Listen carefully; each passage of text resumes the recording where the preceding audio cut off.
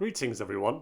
So here's an incident you may not have heard about because it wasn't in the mainstream media, and that includes the Catholic mainstream media, but basically a German Catholic abbot was told to remove his cross in Israel. So I'm going to play you that video to begin with for those of you who just want to see that footage and maybe are less interested in what I have to say about it. I'm going to play that first and then I'll talk a little bit more about it and go into some more detail. Here is the video of the German Catholic abbot being told to remove his cross. Everyone from any religion, but it's really big and it's inappropriate for this place, okay? That's a Jewish place, you need to respect the place. Can you please put it inside? Okay, this is I'm very harsh. respecting It's your very religion. harsh. No, you're not respecting. Can you please stop taking pictures? You're not Thank respecting. you. You're hindering me from my human right to. This is not provocation. I'm an abbot. This is my dress. This is how I'm dressed. I didn't tell you to do something with your dress code. I told you to do something with your cross. The cross is part of my dress code. I'm a Roman Catholic abbot. This is how I dress. So you want from me that I'm not dressed as my faith tells me how I should dress. Yeah, this is reality. Okay, so there it was. And now a little bit more detail about this. It was filmed by a German journalist, a German reporter named Christoph Schulz, who was there. I think they were going on some kind of a tour together. It was, well, let me read a little bit from the yeshiva world so we can have a little bit more detail from them. A Western Wall Heritage Foundation employee requested that a German Christian abbot cover his cross on a visit to the Kossel. And that was, to be more specific, a German Catholic abbot. A video of the incident was posted online by Germany's Der Spiegel, causing an uproar. The employee told Nicodemus Schnabel, that's the German abbot, who was accompanying the German educational minister on a visit to the Kossel, that the cross was really big and inappropriate for this place. And I believe, if I also heard correctly in the footage, she tells him this is a Jewish area before that. And then she says it's really big and inappropriate for this place, that cross. Schnabel was eventually permitted to continue his visit to the Kossel without covering his cross, but later complained about the incident himself on social media. Following the incident, Germany submitted an official protest to the Foreign Ministry in Jerusalem. Foreign Ministry officials contacted the Western Wall Heritage Foundation that clarified that it is a long-standing regulation that visitors with prominent or particularly large crosses are asked to cover them in order to show respect to the Kossel. So if that is indeed a long-standing regulation, that's a problem. That shouldn't be, and I'll get to that in a second.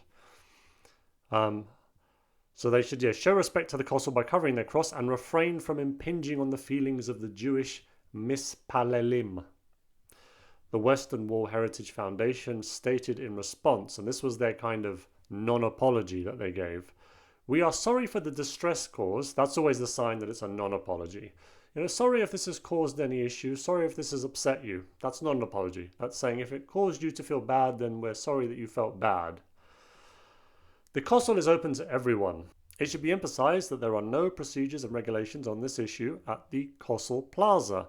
And yet, just earlier in the same article, it says that there is a long-standing regulation that visitors with prominent or particularly large crosses are asked to cover them. So there is clearly a regulation on this issue. The employee approached him and politely asked if it was possible to cover the cross to avoid unpleasantness. Personally, I didn't think she was that polite. I thought she was quite rude. Out of a desire to respect the place. When he refused, his entry was of course not prevented, and the employee respected it and continued on her way. Now, I thought she was quite rude. She basically said to him, look, you can't wear that. If you didn't hear the video that clearly, because the sound might not be great on it, she basically tells him to take his cross off, or at least to cover it up. He says it's part of his dress code, and she says she doesn't have an issue with his dress code, she just has an issue with the cross. And he says, well, the cross is part of his dress code. He's a Catholic abbot. She also tells people during the video not to take pictures of her. Now, we can look at a couple of tweets by reporter Christoph Schulz, who was the one who filmed this. They are in German, so I have run them through a or through Google Translate, basically. I did study German a long time ago, but I'll be honest, I'm very rusty on it. It's been a long time. But this is the first tweet. This is how it looks. And he has the video in the tweet. And my translation of this first tweet from Google Translate is as follows. And apologies if this isn't completely accurate. If you are a German speaker and you have a better translation, please do put it in the comments section. And I would be quite happy to pin that to the top of the comments or put it in the description so people can see the accurate translation. But it's basically something like this. Research Minister Stark Watzinger experienced on Wednesday morning in Jerusalem how Abbot Father Nicodemus, in the square in front of the Wailing Wall outside the prayer area, is asked to take off his cross. The official says it is a new regulation, at Der Spiegel. So again, grammar not great on that. It's just a direct Google translation. The second tweet looks like this. And it has a picture of the incident rather than a video. And here is the translation. I think is slightly better on this one from Google. Freedom of the press would justify showing this process in its entirety, but the Western Wall Heritage Foundation staffer asked not to be shown. She is therefore not visible in the film above, and I blurred her face in the photo. So it seems like there was more that could have been shown of this incident, or perhaps the build up to it, I'm not sure, and it hasn't been. Now, I have a major problem with this because, and I know I say this often, if you flip this round, there's no way that this would not be mentioned over and over again in the mainstream media. If a rabbi went to the Vatican just to visit, to have a look around, and some official there told him that something about his rabbi clothing bothers them, it's not acceptable. This is a Catholic area and you can't wear that. Please take that off, or please cover something up. There would be uproar. There would be actual uproar. It would be in the media for a very long time. It would be talked about for a very long time. I'm sure the ADL, who basically live off anti-Semitism, that's their whole reason for existence. That's why they get funded. They have to find anti-Semitism. Even if the anti-Semitism isn't there, they've got to find it somehow, somewhere, anywhere.